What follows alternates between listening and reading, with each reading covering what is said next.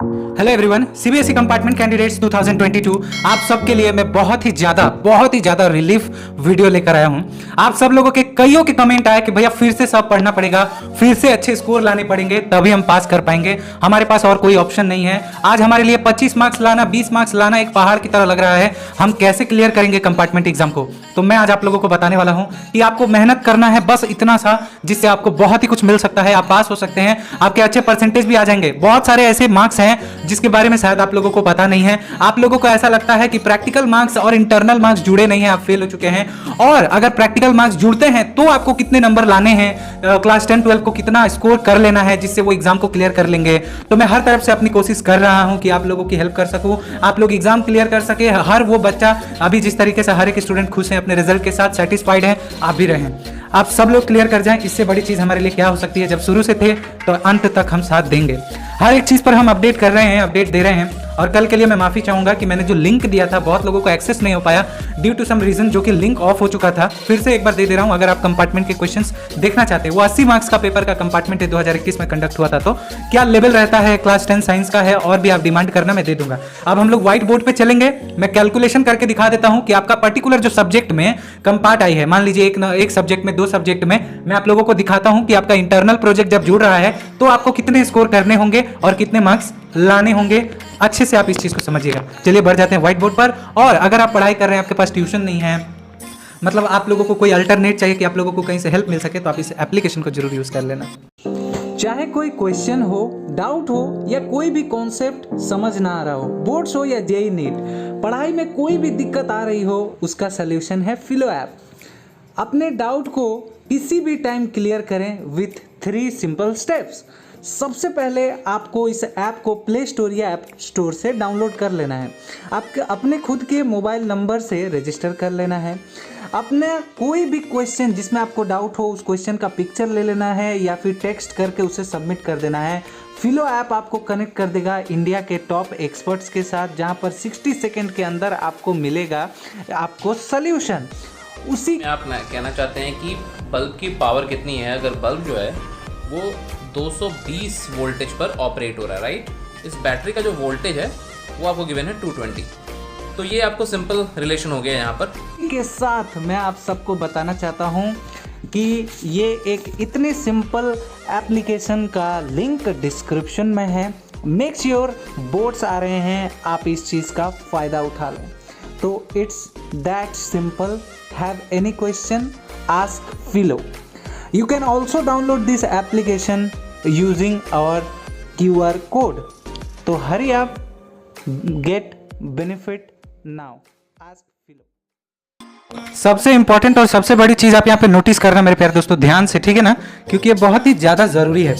आपके पास practical project marks है, आप सबको पता है, लेकिन फिर भी आप कैसे रिपीट कर गए, ये सबसे बड़ा सवाल होगा। और साथ साथ अगर आपके टर्म 1 के जो भी मार्क्स है, अगर आप उसके साथ कुछ कैलकुलेशन करोगे तो आपको पता चल जाएगा क्या करना है, ठीक है। तो सबसे पहले याद रखो कि 23rd से हमारा एग्जाम है, ठीक है।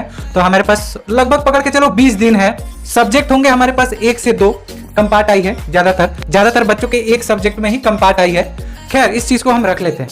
अब मान लो आपका कोई भी सब्जेक्ट है, चाहे आप क्लास 12 में हैं, चाहे आप क्लास 10 में हैं, चाहे आपका सब्जेक्ट अकाउंट्स है, केमिस्ट्री है, बायो है, मैथ्स है, साइंस है, एसएसटी है, कोई भी सब्जेक्ट है, अगर आपकी कंपार्ट आई है, आरटी लगी है, तो हियर इज द सॉल्यूशन।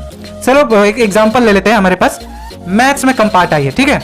तो टर्म 1 जैसा कि आपको पता है, सीबीएसई ने हम लोगों को पूरा पलट दिया, 30% लिया, 30% यहां से लिया और इसको दे दिया 70%। तो यहां से तो उनके कैलकुलेशन की वजह से पहला लॉस तो हमारा हुआ ही। अब उन लोगों ने क्यों ऐसा एक्सपेरिमेंट किया हमें नहीं पता। आईसीएसई ने 50% रखा और इधर 99.97% बच्चों को उन्होंने पास करा दिया, ये बोलकर कि ये पिछले साल एग्जाम कैंसिल हुआ था और इस साल बच्चों ने एग्जाम दिया, सो लेट देम पास। खैर, इस बात को आप साइड में रखते हैं। आखिर दुख करके क्या फायदा। तो मैथ्स में अगर मान लो आपने टर्म 1 में 40 में से 20 मार्क्स लाया था, ठीक है, 20 मार्क्स आपने लाया था। अब जैसा कि क्लास 10 में आप लोगों को पता है कि आपका 20 मार्क्स प्रोजेक्ट का होता है, तो प्लस 20, तो इसका मतलब आप 80 में से तो पास हुए, आपको 80 में से 27 लाना होता है। तो अगर आप सिर्फ टर्म 2 का छोड़ो, मान लो आप टर्म 2 में आपने टर्म 2 में 0 मार्क्स स्कोर किया, खैर 0 मार्क्स को छोड़ो, तो ये जो प्रोजेक्ट मार्क्स आपके पास था, तो मतलब term 1 plus project marks equals to 80। तो आप पास क्यों नहीं हुए, क्योंकि आप पास आपको हो जाना चाहिए था, क्योंकि उस समय मान लो अगर 20 में से आपको 15 भी मिला होगा, क्योंकि टर्म 1 10 मार्क्स का था, टर्म 2 10 मार्क्स का। तो कितना भी खराब गया हो, ये वाला स्कोर जुड़ने के बाद हम पास क्यों नहीं हुए? तो मैं रीजन तो आप लोगों को बता चुका हूं कि ये कैलकुलेशन की वजह से गड़बड़ तो हुआ है, बट ऐसा भी हुआ है कि क्या हुआ है ना कि टर्म 1 में मान लो अगर आप 20 भी ले आए थे, ठीक है, अगर आपने टर्म 1 में 20 भी ले आए तो वो कैलकुलेशन के चलते इसका हाफ हो गया। अब टर्म 2 में क्या हेल्प करता है, मैं क्लास 10 का बात करता हूं, फिर क्लास 12 पे आता हूं। जो आप अब एग्जाम देंगे, ठीक है, पहला चीज तो हर एक टीचर को पता रहेगा कि ये बच्चे जब मेन एग्जाम क्लियर नहीं कर पाए तो ऑब्वियसली इनके लिए हमारा जो लेवल ऑफ क्वेश्चन होगा बहुत इजी रहेगा, डायरेक्ट रहेगा, ताकि आप कंपार्टमेंट एग्जाम क्लियर करें। 1 महीना का टाइम है, 20 दिन है, रट के पढ़ेंगे, आराम से पास होंगे। और ये जो प्रोजेक्ट का मार्क्स है, ठीक है, वो जुड़ा है, बट उसमें भी आपके टर्म 2 में कम मार्क्स होने के वजह से, मान लो किसी स्टूडेंट को लगभग 13 मार्क्स स्कोर करना था ना, तो मान लो कोई 3 मार्क्स से रह गया है, 2 मार्क्स से रह गया है, 4 मार्क्स से रह गया है, ऐसे करके बच्चे रह गए हैं। तो क्या किया गया ना, तो उनको ग्रेस दिया गया, ठीक है, और कैलकुलेशन 30-70 के वजह से सब उलट फेर हो गया, और प्रोजेक्ट के भी मार्क्स जो है डाउन हो गए, प्रोजेक्ट के भी मार्क्स कैलकुलेशन में डाउन हो गए।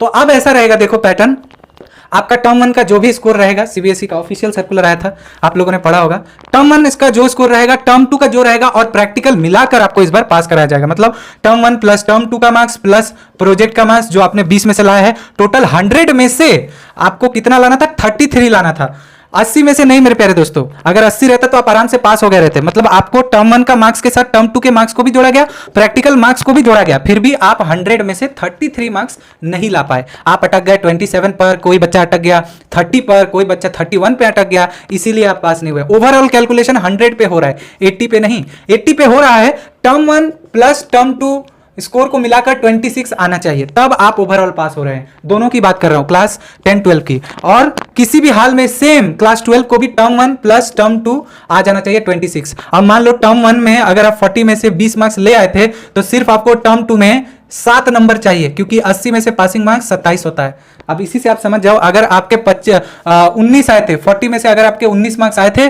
तो आपको स्कोर करना होगा, 1 मार्क्स इसमें बढ़ जाएगा, 8 मार्क्स आपको स्कोर करने होंगे। अगर आप 18 लाए थे 40 में से टर्म 1 में, तो आपको इधर 9 मार्क्स लाना होगा। इस चीज को आई होप कि क्लियर है, अच्छे से समझे होगे। तो मेक श्योर इस वीडियो को जरूर शेयर करना, एंड आई होप आपको रिलैक्स लगा होगा। मिलते हैं नेक्स्ट वीडियो में। Thank you so much.